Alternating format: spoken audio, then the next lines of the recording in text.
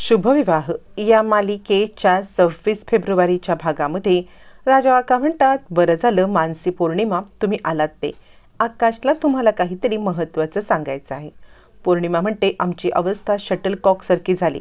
म्हणजे या घरामधून त्या घरामध्ये वेश बदलायचा, साडी सोडून ड्रेस घालायचं, मंगळसूत्र काढायचं, या सगळ्याचा अगदी कंटाळा आलाय. आणि इतकं सगळं करून भूमिताई बरी होणार आहे की नाही हे सुद्धा माहीत नाही. आकाश चिडतो, खबरदार, परत मला कुणाच्याही तोंडून हे वाक्य ऐकायचं नाहीये. भूमी बरी होणार आहे आणि त्यासाठी आपल्याला हे सगळं करायला हवे. यावरती पौर्णिमा म्हणते, भूमिताईला बरं करायचं आहे तर तिला औषध गोळ्या ट्रीटमेंट द्या, हे काय नको ते. यावरती आकाश म्हणतो, तुम्हाला सगळ्यांना माहिती आहे ना डॉक्टरांनी आपल्याला काय सांगितलेलं आहे. एकदम सगळं जर तिला आपण आठवण्यासाठी फोर्स केला तर तिला त्रास होईल. तिला स्टेप बाय स्टेप गोष्टी आठवल्या पाहिजेत. त्यासाठी आपल्याला सिक्वेन्सली तिच्यासमोर गोष्टी आणायला पाहिजेत आणि तोपर्यंत आपण तिला एक एक गोष्टींची जाणीव करून द्यायची. सगळ्यात पहिली गोष्ट या गोष्टीची आपण जाणीव करून द्यायची ते म्हणजे मानसी आणि पौर्णिमा या दोघींचं लग्न. यावरती रागिणी म्हणते, काय लग्न, हे कसं शक्य आहे असं म्हटल्यावरती सगळ्यांनाच जरा विचित्र वाटतं. म्हणजे मानसी आणि पौर्णिमाचं लग्न भूमी कसं ॲक्सेप्ट करेल. राजा काका म्हणतात, अरे आकाश, जर ती कोमामध्ये असताना मानसी आणि पौर्णिमा यांचं लग्न झालं असं आपण तिला सांगितलं तर तिला आश्चर्य नाही का वाटेल. आकाश म्हणतो, नाही राजा काका, चुकीचं समजतोस तू, तसं नाही करायचं आहे. आपण तिला डायरेक्ट सांगायचंच नाही आहे की मानसी आणि पौर्णिमा यांचं लग्न झालं आहे म्हणून. असं म्हणत आकाश त्याची योजना सगळ्यांना सांगत असतो. तोपर्यंत भूमी आता गंगाधरसाठी चहा घेऊन बाहेर येते. त्यावेळे माधवराव चिडतात, आणि काय ग नीलू, तिला चहा करायला लावलास? तिला चहा करायला लावायलाची हिंमत कशी झाली? आत्ता कुठे माझी पोरगी घरी आले तिला कामाला लावलंस? नीलांबरी म्हणते, मी तिला म्हटलं होतं नको म्हणून, तीच करती आहे, मी काय करू. यावरती माधवराव म्हणतात, हातामध्ये धड पोरगी येते की नाही माहीत नव्हतं, आता तिला 4 दिवस सुखासुखी आराम करू दे. भूमी सांगते, नाही बाबा, मीच म्हटलं, आता मी ठणठणीत बरी आहे, मला सुद्धा बसून बसून कंटाळा येतो. आणि गंगाधर काका, तुम्ही बऱ्याच दिवसांनी भेटताय मला. असं म्हटल्यावरती गंगाधर काका म्हणतात, हो बाळा, आता तू लवकरात लवकर बरी हो. त्यावरती भूमी सांगते, आणि काकू कशा आहेत? गंगाधर काका थोडेसे शांत होतात आणि म्हणतात, हो त्या ठीक आहेत, दुकानामध्ये आहे. म्हणजे दुकानात पण कोणतरी पाहिजे ना. भूमी म्हणते, मी पण दुकानाला खूप मिस करते, मी पण आठवडाभरामध्ये दुकानामध्ये जॉईन होईल. माधवराव म्हणतात, भूमी, इतक्या लवकर जॉईन व्हायची काही गरज नाही आहे, थोडा आराम कर. भूमी म्हणते, बाबा, मी आत्ता ठणठणीत बरी आहे, आता कोणत्याही प्रकारचा आराम वगैरे करण्याची मला गरज नाही आहे.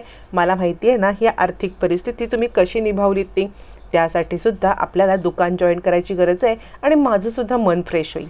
असं म्हणत भूमी आता माधवरावांना समजावून सांगत असते. माधवराव तिच्या डोक्यावरती हात ठेवत असतात. त्याच वेळेला भूमीचं लक्ष घड्याळात जातं. घड्याळाकडे लक्ष गेल्यावरती भूमी म्हणते, बाबा 6 वाजून गेले, मग मनू आणि पौर्णिमा, प्रशांत हे अजून आले कसे नाहीत, कुठे राहिले हे सगळं. आता इकडे महाजनांच्या घरामध्ये चर्चा चालू असते. राजा काका म्हणतात, आकाश, तू काय बोलतोयस, आम्हाला कळत नाही, लग्नाचं सत्य कसं पटवून द्यायचं तिला. यावरती आकाश म्हणतो, राजा काका, माझ्याकडे युक्ती आहे. मानसी, तू मला एक गोष्ट सांग बरं, भूमीला कुठपर्यंत सगळं आठवते? मानसी सांगते, तिला इतकं आठवतंय की आम्ही दोघंजणं हे कॉलेजमध्ये जातोय, लास्ट इयरला आहोत. पौर्णिमाने मध्येच शिक्षण सोडलेलं आहे. त्याचप्रमाणे प्रशांत आणि मी शिकतोय आणि ती गंगाधर काकांकडे काम करते, इथपर्यंतच तिला सगळं आठवते. यावरती आता मात्र आकाश म्हणतो, ठीक आहे, मग याच्या पुढच्या गोष्टी आपण रिक्रिएट करायच्या. आपण सगळ्यांनी मिळून भूमीच्या आयुष्यातले गेलेले क्षण परत आणायचे. मानसी आणि पौर्णिमा यांचं धूमधडाक्यात आपण पुन्हा लग्न लावायचं. यामुळे 2 गोष्टी होतील. सगळ्यात महत्त्वाचं म्हणजे भूमीला माझ्याजवळ राहता येईल. आणि आत्ता तर ती मला माणूस म्हणूनच नाकारते आहे, माणूस म्हणूनच मला समोर बघत नाही आहे, तर निदान आपल्या 2 बहिणींचा मोठा धीर म्हणून तरी ती माझा स्वीकार करेल. आणि सगळ्यात महत्त्वाचं, तिच्यासोबत मला राहता येईल.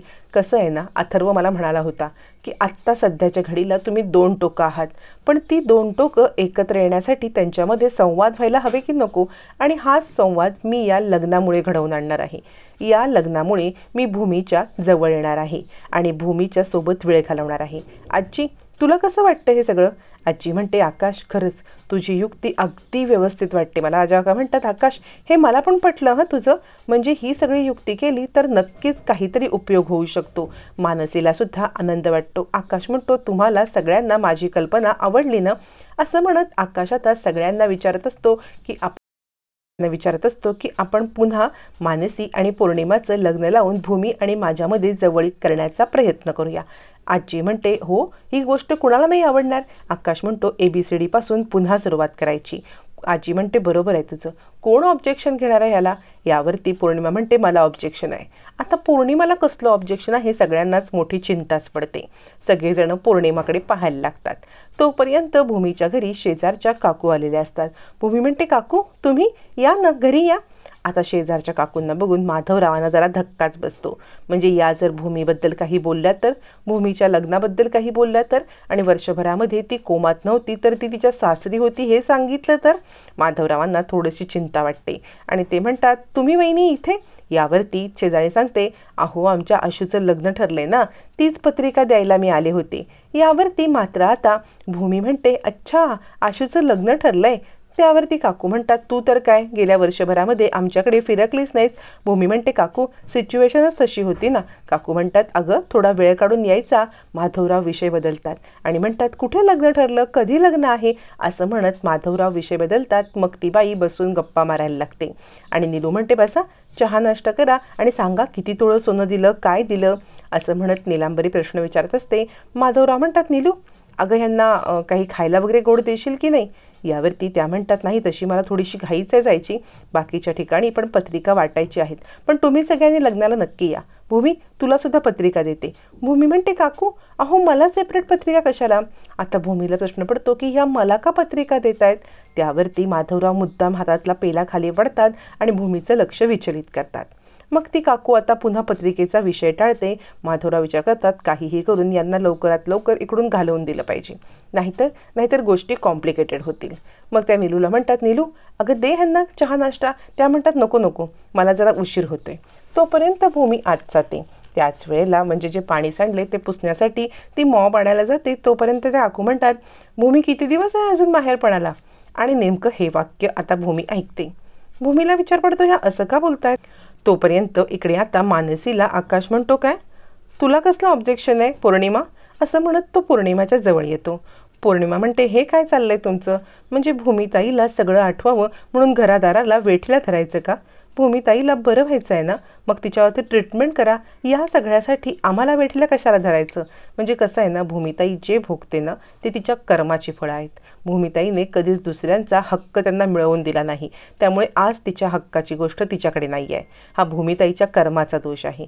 आकाश म्हणतो, खबरदार पौर्णिमा, भूमीने कधीच कुणाचं काही वाईट केलेलं नाही आहे. आणि काय प्रॉब्लेम आहे गं? म्हणजे भूमी या घरची मोठी सून आहे, तिला तिची आठवण परत यावी यासाठी सगळ्यांनी प्रयत्न केला तर बिघडते कुठं?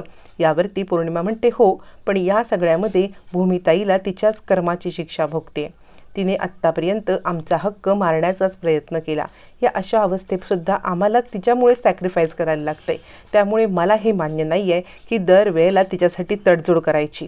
मला हे अजिबात पटणार नाही, असं म्हणत आता मात्र पौर्णिमाने विरोध दर्शवल्यावरती आकाश चिडतो आणि म्हणतो, आता मी एक मोठा निर्णय घेतलेला आहे. म्हणजे आत्तापर्यंत मला सगळं आठवतंय. पौर्णिमाने केलेल्या सगळ्या चुका माझ्या नजरेसमोर आहेत आणि त्या चुकांची मी आता पौर्णिमाला शिक्षा देणार आहे, असं म्हणत आकाशने कठोर निर्णय घेतलेला असतो. आकाश सांगतो, पौर्णिमा, ज्या मिजाशीमध्ये हे बोलतेस ना त्या मिजाशी तुझी उतरवणार आहे मी. ज्या घरात तू राहतेस ना त्या घराची मोठी सून माझी बायको भूमी आहे आणि तिच्याबद्दल अपशब्द मी ऐकून घेणार नाही. आणि तू आत्तापर्यंत ज्या चुका केल्यास त्यासुद्धा माझ्या लक्षात आहेत. या चुकांसाठी मी तुला शिक्षा देतो. या घराचा मालक आकाश महाजन तुला शिक्षा देतोय की आत्ताच्या आत्ता तू आणि अभिजित दोघांनी हे घर सोडून जायचं. आकाशने घेतलेला भयानक निर्णय बघून आता मात्र रागिणी हादरते. रागाच्या भरात आता जर ह्याने खरंच दोघांना बाहेर काढलं तर या मूर्ख मुलीसोबत माझ्या मुलाची पण धिंड निघेल. मग मात्र रागिणी आता भूमीची बद्दल विरुद्ध बोलल्याबद्दल जाब विचारण्यासाठी पौर्णिमा समोर येते. त्यावेळेला आकाश म्हणतो, खबरदार पौर्णिमा, जर भूमीबद्दल एक उणं वाक्य बोलशील ना तर माझ्यासारखं वाईट कुणी नाही आणि आत्ताच्या आत्ता हे घर सोडून चालतं व्हायचं. इकडे आता भूमी सांगत असते, बाबा सांगा ना, त्या असं का म्हणाल्या की भूमी माहेरपणाला किती दिवस आहे? असं का बोलल्या त्या? माधवरावांकडे काहीच उत्तर नसतं. तोपर्यंत आकाशचा फैसला झालेला असतो. आत्ताच्या आत्ता बॅग भरायची आणि इथून निघायचं. या घरचा मालक आकाश महाजन तुम्हाला या घरातून हकलवून लावतोय, असं म्हणत आकाशने आता मात्र पौर्णिमा आणि अभिजित यांची घरातून कायमची हकलपट्टी केलेली असते. तितक्यात रागिणी येते आणि पौर्णिमाच्या एक खाडकन थोबाडीत देते. आकाश सांगत असतो चालते व्हा, तोपर्यंत रागिणीने थोबाडीत दिलेलं असतं. आता आकाश खरंच पौर्णिमा आणि अभिजितला घराबाहेर काढणार आणि पाहणं फारच रंजक ठरणार आहे.